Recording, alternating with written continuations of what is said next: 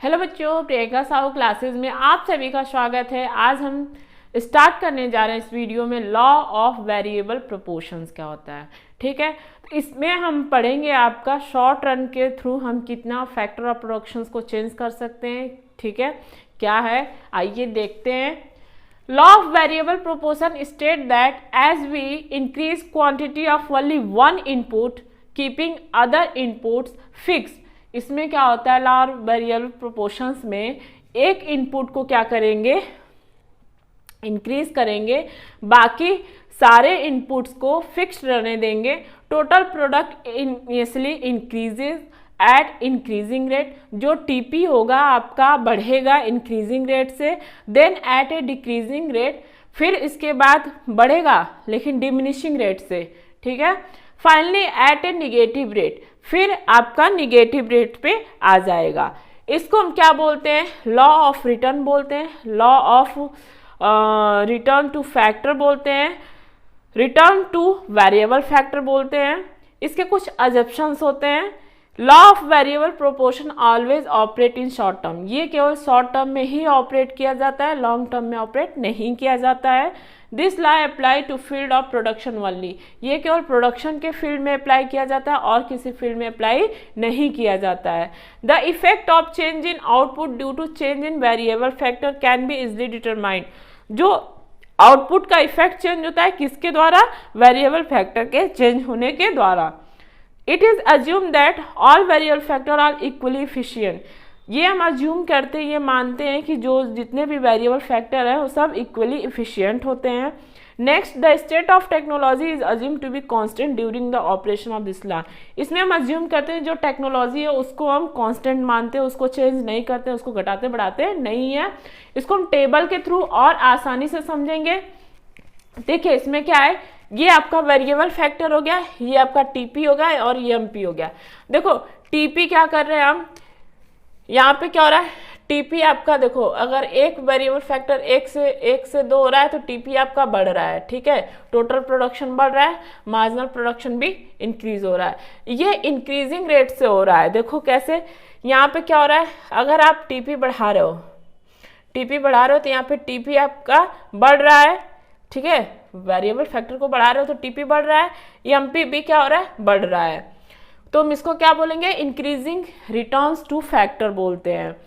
फिर आपका second phase में आता है कि टीपी आपका बढ़ता है लेकिन बढ़ते बढ़ते एक पॉइंट पे आके रुक जाता है। ठीक है, तो उसको हम diminishing return to a factor बोलते हैं। देखो यहाँ पे तो आपका ये फर्स्ट फेज हो गया, यहाँ से लेके यहाँ तक फर्स्ट फेज हो गया। अब क्या हो रहा है, देखो टीपी आपका बढ़ रहा है लेकिन बढ़ा फिर उतना भी मतलब उतना इफिशिएंटली फैक्टर से नहीं बढ़ा। देखो पहले आप एक लेबर से 2 लेबर किए तो 3, पहले 1 लेबर थे तो 10 प्रोडक्शन हो रहा था आपका टोटल प्रोडक्शन, फिर 2 लेबर किए तो 30 हुआ, बहुत ज़्यादा हुआ।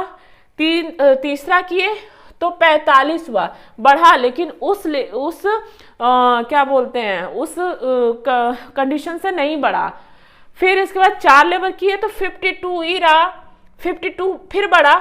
ठीक है, 52 हुआ, 5 किए तो फिर 52 ही रहा, फिर मतलब जो हमारा टोटल प्रोडक्शन हुआ यूनिट्स में 52 ही रहा, बढ़ा नहीं। ठीक है, तो इसको हम क्या कहेंगे, diminishing return to a factor. ये फेज आपका 2 हो जाता है। तो देखो इसमें क्या होता है, अगर आप ये बढ़ाते हो टोटल प्रोडक्ट बढ़ता है और मार्जिनल प्रोडक्ट क्या होता है आपका, ये घटने लगता है। ठीक है, ये क्या होता है, डिमिनिशिंग होने लगता है, ये घटने लगता है, एमपी यहाँ पे आपका 0 हो जाता है। अब हम देखेंगे phase number 3, negative return to a factor. Negative कैसे होता है, पहले तो अब तक तो मेरा मतलब कुछ न कुछ बढ़ रहे थे, अब क्या हो रहा है, अगर हम 6 लेबर बढ़ा दे रहे हैं तो क्या हो रहा है, मेरा प्रोडक्शन कम होने लग रहा है, टोटल प्रोडक्शन कम हो रहा है, तो ये आपका क्या आ जाएगा, निगेटिव फेज आ जाएगा और एमपी आपका निगेटिव में चला जाएगा। इसमें क्या है, जैसे मान लो कि ये इतना बड़ा रूम है। ठीक है, मान लो मेरा रूम है, इसमें हम 1 लेबर इंक्रीज किए, फिर 2 लेबर इंक्रीज किए, मेरा अच्छा आउटपुट निकला, 3 लेबर बढ़ाएं और अच्छा निकला, 4 लेबर बढ़ाएं और अच्छा निकला। अब इसमें मान लो 10 ही लेबर का जगह है, इसमें हम 15 लेबर कर देंगे तो क्या हो जाएगा, मेरा आउटपुट जो टोटल प्रोडक्शन होगा वो कम होने लगेगा, तो हमारा क्या आ जाएगा, negative returns to a factor. अब रीजन, इसके रीजन क्या होते हैं चलिए देखते हैं। एक चीज और है, अगर कोई प्रोड्यूसर है वो किस फेज में रहना पसंद करता है, कोई भी प्रोड्यूसर आपका सेकेंड फेज में रहना पसंद करता है, फर्स्ट में नहीं, क्योंकि फर्स्ट में प्रॉपर यूटिलाइजेशन नहीं कर पाएगा। सेकेंड फेज में पूरा प्रॉपर यूटिलाइजेशन कर रहा है तो सेकेंड फेज में रहना पसंद करता है, सेकेंड फेज में रह के प्रोडक्शन करेगा। थर्ड फेज में क्या हो रहा है, निगेटिव होने लग रहा है, लेबर तो बढ़ा रहा है लेकिन प्रोडक्शन में कोई इंक्रीजमेंट नहीं हो रहा है, इसके वजह से वो थर्ड फेज में कभी भी जाना, कोई भी प्रोड्यूसर जाना पसंद नहीं करेगा। ठीक है, अब हम रीजन देखें इसके। अब देखेंगे हम reason for increasing returns to a factor phase 1, better utilisation of fix factor. जो भी आपका फिक्स फैक्टर है उसका अच्छे से यूटिलाइजेशन होता है, ये फेज 1 के बारे में हम पढ़ रहे हैं। नेक्स्ट है increase efficiency of variable factor, और जो वेरिएबल फैक्टर है उनका जो इफिशिएंसी है इंक्रीज होता है। जैसे एक लेबर है काम कर रहे हैं, 2 लेबर आ गए और अच्छे से काम कर रहे हैं, उनको अच्छे से उनका यूटिलाइजेशन किया जाता है। Individuality of fix factor, fix factor individual होता है। Reason for diminishing returns to a factor phase 2, imperfect substitutes, यहाँ पे जो सब्सटीट्यूट्स होता है वो इम्परफेक्ट होता है। ऑप्टिमम कॉम्बिनेशन ऑफ फैक्टर्स, जो कॉम्बिनेशन होता है उसका ऑप्टिमम यूटिलाइजेशन किया जाता है।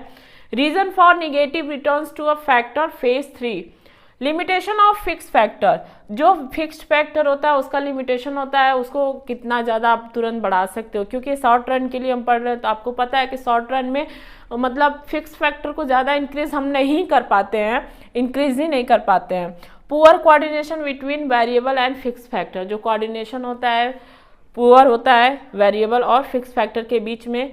फिर देखेंगे decrease in efficiency of variable factor, जो आप देख रहे थे ना कि जब बढ़ाते जा रहे थे, लेबर बढ़ाते जा रहे थे तो उनकी इफिशियंसी क्या हो रही थी, थर्ड फेज में कम होती जा रही थी। ठीक है, ये आपका हो गया पूरा वेरिएबल प्रोपोर्शन। आई होप आप लोग को समझ में आया होगा। नेक्स्ट वीडियो में डिस्कस करेंगे नेक्स्ट टॉपिक, तब तक आप हमारे चैनल पर बने रहिए, हमारी वीडियो को लाइक कीजिए, सब्सक्राइब कीजिए, शेयर कीजिए। Thank you so much.